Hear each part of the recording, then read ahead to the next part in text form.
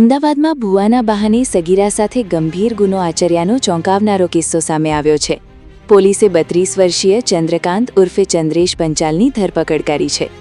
આરોપી સગીરાની બીમારી દૂર કરવાની વિધિના બહાને તેને પોતાની પાસે બોલાવતો હોવાનો આક્ષેપ છે. પોલીસ તપાસ મુજબ આરોપીએ પાણીમાં બેભાન કરવાની દવા ભેળવી સગીરા સાથે ગંભીર ગુનો આચર્યો હોવાનો આરોપ છે. પરિવારની નબળી આર્થિક સ્થિતિનો લાભ લઈ સગીરાને ફરીથી પોતાની પાસે બોલાવી આવી જ હરકત કરી હોવાની વિગતો સામે આવી છે. અમદાવાદ શહેરના સોલા પોલીસ સ્ટેશન વિસ્તારમાં એક સગીર વયની બાળા ઉપર બળાત્કાર થયા અંગેનો ગુનો દાખલ કરવામાં આવેલો છે. સમગ્ર બનાવ એવો છે કે આ જે ભોગ બનનાર છે એ આજથી એકાદ વર્ષ પહેલા બીમાર થયેલા અને પરિવારના સભ્યો દ્વારા અવારનવાર બીમાર થતા હોવાથી આ ભોગ બનનારને એમના જ સમાજના એક ભુવાજી પાસે લઈ જવામાં આવેલા હતા. તાંત્રિક વિધિ કરવાના બહાને આ ભુવો કે જેનું નામ ચંદ્રકાંત ઉર્ફે ચંદ્રેશ કાંતિલાલ પંચાલ છે, જેની ઉંમર 32 વર્ષ છે અને અમદાવાદ શહેરના વિશ્વાસ સિટી ભાગ 2 માં રહે છે.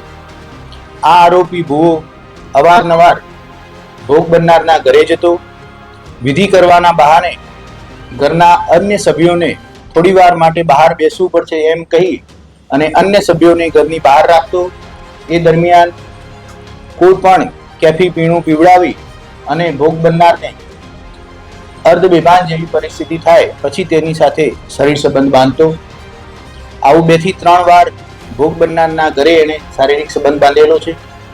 ત્યારબાદ તેમના ઘરની આર્થિક પરિસ્થિતિ સારી ન હોવાથી બીજી વિધિ કરવા માટે આરોપી ભુવો ભોગ બનનારને પોતાના ઘરે પણ લઈ ગયેલ હતો. ત્યાં પણ તેમની સાથે આ જ રીતે 2 વાર જેવો શારીરિક સંબંધ બાંધેલો છે. સમગ્ર મામલાની ગંભીરતા જોઈ ગુનો દાખલ કરી તાત્કાલિક આરોપીને પકડી પાડવામાં આવેલો છે. આરોપીનો ગુનાહિત ઇતિહાસ તપાસતા આ આરોપી ભુવો ચંદ્રકાંત અગાઉ પણ આ જ પ્રકારના 4 ગુનાઓમાં પકડાઈ ગયેલ છે. 2025ના જ વર્ષમાં અમદાવાદ શહેરના સોલા પોલીસ સ્ટેશન, ઘાટલોડિયા police station, Ramol police station તથા માંડલ પોલીસ સ્ટેશન ખાતે 4 અલગ અલગ ગુના આ ભુવા ઉપર દાખલ થયેલા છે. આરોપી ચંદ્રકાંત પંચાલ કુલ 56 લાખનું અલગ અલગ વ્યક્તિઓ સાથે ચીટિંગ કરી અને આ ગુનો આચરેલ હોવાનું સામે આવેલ છે.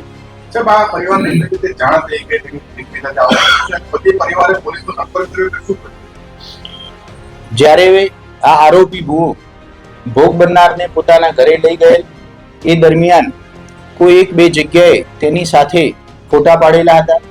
જે ફોટાઓ આ ભુવાએ પોતાની રીતે વાયરલ કરતા ભોગ બનનારના સગાવાલાએ ભોગ બનનારના પરિવારને જાણ થતા સમગ્ર મામલો બહાર આવેલો છે અને પરિવારના સભ્યો દ્વારા પોલીસ સ્ટેશન ખાતે ફરિયાદ દાખલ કરાવેલ છે.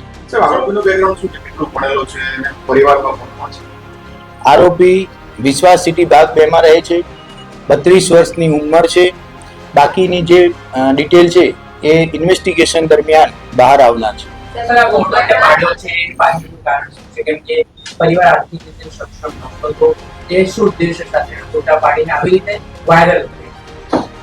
આરોપી ભુવાએ ભોગ બનનાર સાથેના જે ફોટોઝ પાડેલા છે એ પ્રાથમિક માહિતી મુજબ કોઈ બીભત્સ કે અશ્લીલ ફોટો નથી.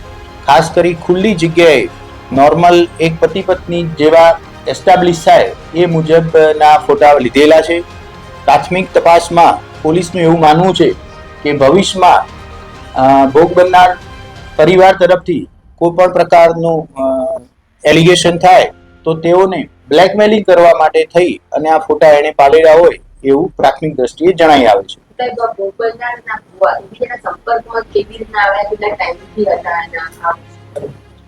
ભોગ બનનાર પરિવાર અને આરોપી ભુવાજી બંને એક જ સમાજમાંથી બિલોંગ કરે છે, એટલે વાતો વાતમાંથી કોઈની મારફતે આ ભુવાજીના સંપર્કમાં ભોગ બનનાર પરિવાર આવેલાનું જણાઈ આવેલ છે.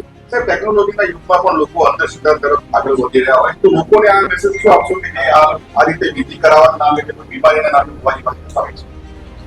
સમગ્ર ગુજરાતના નાગરિકો અને અમદાવાદના નાગરિકોને આપ સૌ મીડિયાના માધ્યમથી એ નમ્ર નિવેદન છે કે કોઈ પણ પ્રકારની પરિસ્થિતિ બીમારી બાબતે આવા તાંત્રિક ભુવાઓનો સંપર્ક કરવો નહીં. ભુવાઓથી હંમેશા દૂર રહેવું અને સાયન્ટિફિક જે પદ્ધતિઓ છે દુઃખ દર્દ દૂર કરવા માટે થઈ તેનો સહારો લેવા માટે આપ સૌના માધ્યમથી નાગરિકોને અપીલ કરવામાં આવે છે. આરોપીની કથિત કરતૂતનો ભાંડો ત્યારે ફૂટ્યો જ્યારે સગીરા સાથેના ફોટા વાયરલ થયા અને પરિવારને સમગ્ર ઘટનાની જાણ થઈ. તપાસમાં આરોપી અગાઉ પણ 4 ગુનામાં સંડોવાયેલો હોવાનું સામે આવ્યું છે. તેમજ બીમારી કે સમસ્યાના ઉકેલના બહાને લોકોને નિશાન બનાવી કુલ 56 લાખ રૂપિયાની છેતરપિંડી કરી હોવાની વિગતો પણ સામે આવી છે. હાલ પોલીસે આરોપીની ધરપકડ કરી વધુ તપાસ હાથ ધરી છે. આ સમગ્ર પ્રવૃત્તિમાં અન્ય કોઈ વ્યક્તિ સંકળાયેલી છે કે નહીં તે દિશામાં પણ તપાસ ચાલી રહી છે.